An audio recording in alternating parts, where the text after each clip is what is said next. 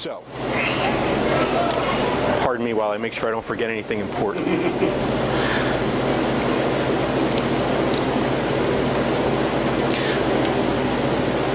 Okay, yeah, let me give you some specific numbers that might be of interest. Oh, when I was talking about that 38% increase, in 2003, there were 1.6 million pipe smokers in the U.S. In 2010, 2.2 million. So that's a 38% increase. And I told you about the age thing, where it's 18 to 25 is more than twice as likely. Oh, and there's a really neat there's two things that we published that you should Google if you want to get more in-depth and a lot more details on this stuff. If you, one of the articles I wrote is, "This isn't your grandfather's pipe." So if you Google "this isn't your grandfather's pipe," you'll see where all this information came from. There'll be links to the CDC reports, so you can see where I got all that info. And another really interesting thing is, if you Google pipe smoker survey results 2012. Make sure you put results in there, or you'll get the survey that's closed.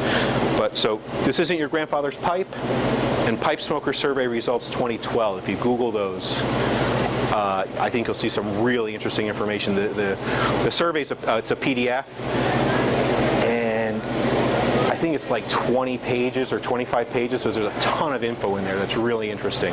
Where we ask about, what kind of tobaccos you smoke, what kind of pipes you smoke, what do you collect. You can see yourself more a collector, more of a smoker, age, demographics, geographics.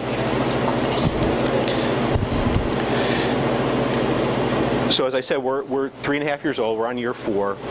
Last year around this time, like a lot of entrepreneurs, I got bored. Even though business is doing great, everything's just chugging along, but I just got bored and I needed a new challenge. So I thought of Cigar Dave, and I said, we need a radio show for pipe smokers. Except Cigar Dave is a little more of at least a 1-hour rant. We try not to rant too much. We have articles on tobacco policies and legislation where we do kind of rant in the articles, but on the radio show, it's supposed to be just like the magazine, informational, advice, and entertainment. I don't know if some of you guys might know Brian Levine. He's been in the business for, I think, like 15 years. Worked for different companies like Godbee, Dunhill, RTDA, which is now IPCPR, ABCDFG. I think he was smoking pipes for a while. He's been smoking pipes for a very long time. So I got the idea to do a radio talk show in June last year. So I figured, let me just call. I don't want to tip my hand. I don't want to post in the public forums, hey, here's my idea, what do you think? Because I like to come out with a big announcement. So I phoned a couple of advertisers. As a matter of fact, we were talking about Altadis, which is now Sutliff. I called up Paul Creasy, and I said, hey, Paul, what do you think of this? And before I could even finish, he said, I'm in. And I had the same reaction from a couple other advertisers. And Stokeby at the time was using an ad agency, so I called the ad agency guy, Sandy Porter, from the Porter Agency. And he's in North Carolina, same as Brian. And I said, I don't want to be the star of the show. I'd rather, that's too much work. I'd rather just tell people what to do. And he said, well, what about Brian Levine? And it was one of those, the V8 moment. It's like, duh, I know Brian. I've hung out with Brian at shows. I've been, another story with a big estate sale I did. I brokered the Aaron Spelling estate sale, and Brian at the time worked for Smoking Pipes, which bought the entire estate. And I was locked in a hotel room with Brian for like 12 hours going through 600 pipes. And the guy's like a laugh a minute. And he would look at the pipe with the loop. Oh yeah, this is a 1968, blah, blah, blah. So the guy's like an encyclopedia of pipes and pipe tobacco, but he's also a total crack-up.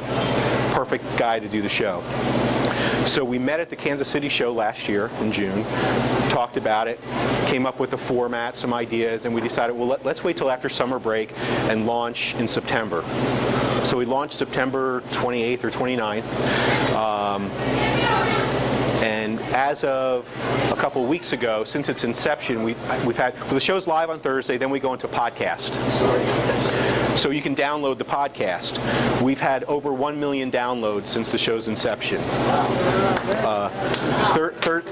Thank you. Thursday nights, we get 500 listeners on average to the live show. And then the week in between shows, when we're in podcast, we get 15,000 downloads. So that's going quite well too. So, and again, it's almost like one hand washes the other. I mean, the hobby is growing, and that's helping Pipes Magazine and the radio show grow.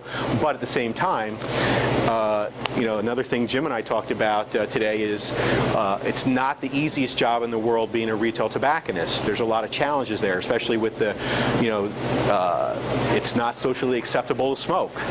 You can almost smoke nowhere. So it's not easy being a retailer, and unfortunately there's not as many retailers around as there used to be, and that's where guys used to go to get their education. Like, here's how you properly pack your pipe, here's how you tamp and clean. So we're actually providing some of that. So, there's guys that are not fortunate enough to have a great retail tobacconist like Bennington's in the neighborhood like you guys do. There's some guys like, they post in the forums that the nearest shop to me is over 50 miles away or 100 miles away. So we try to pick up some of that slack to keep the hobby growing. Any questions? Yes, sir. What are the big tobacco manufacturers that you've spoken to? What are they doing? Speak up a bit, please. Sorry. Thank you, sir. The big tobacco manufacturers that you speak to, what are they doing to keep the FDA and all this out of the business? Because that's a problem you don't want to deal with. Okay, I was talking about all the good news, so here's the bad news. The question was, what are the big tobacco manufacturers doing to try to keep the FDA at bay? Okay, the background on that is that, unfortunately, I think it was 2-3 years ago maybe, that the FDA finally, for years and years, the FDA has been trying to get control over tobacco. And they had been unsuccessful until a few years ago. So now law was passed that the FDA does have oversight over tobacco. And they jumped all over cigarettes, of course, right away. Clove cigarettes became illegal in, I think, 2009 or 2010. And they're putting all kinds of new regulations on cigarette tobacco. If they're successful in doing something similar with pipe tobacco, that'll be really bad news, because, like I said, the pipe tobacco market, even though it's growing, is less than 1% of the cigarette market. So cigarette manufacturers have the scale to where if they have to have rotating labels on all their stuff, they can do that.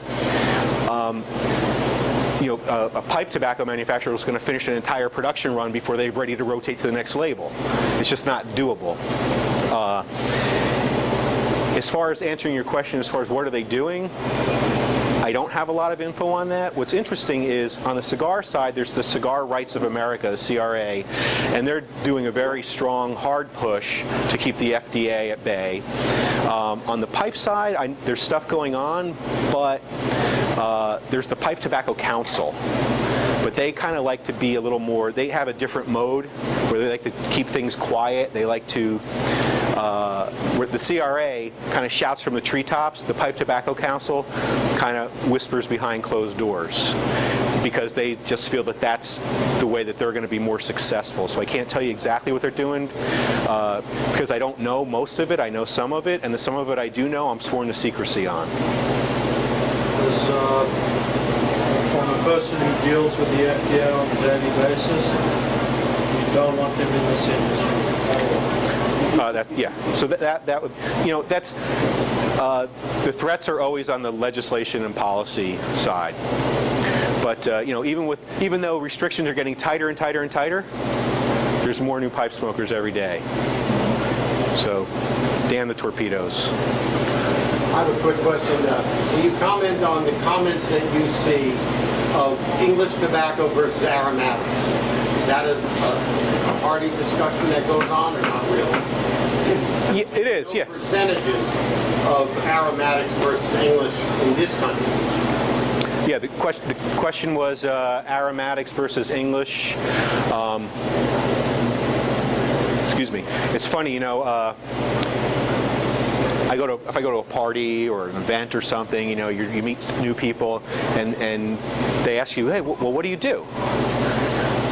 I never get so many blank stares when I say, I publish a magazine for pipe smokers. And they're like, huh?